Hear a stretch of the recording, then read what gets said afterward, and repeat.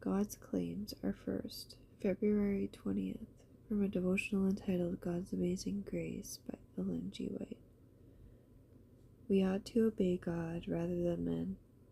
Acts 5:29. The message that we have to bear is not one that we need cringe to declare. Its advocates are not to seek to cover it, to conceal its origin and purpose.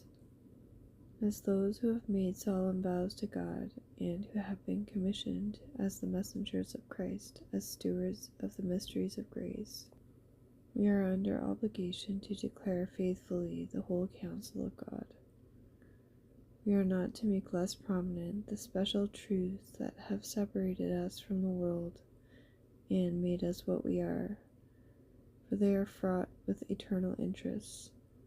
God has given us light in regard to the things that are now taking place, and with pen and voice we are to proclaim the truth to the world.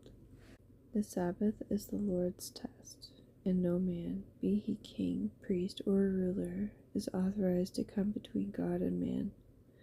Those who seek to bring conscience for their fellow men place themselves above God. Those who are under the influence of a false religion, who observe a spurious rest day, will set aside the most positive evidence in regard to the true Sabbath. They will try to compel men to obey the laws of their own creation, laws that are directly opposed to the law of God. The law for the observance of the first day of the week is the production of an apostate Christendom. In no case are God's people to pay homage. The banner of truth and religious liberty, held aloft by the founders of the gospel truth and by God's witnesses during the centuries that have passed since then, has, in this last conflict, been committed to our hands. We are to recognize human government as an ordinance of divine appointment, and teach obedience to it as a sacred duty within its legitimate sphere.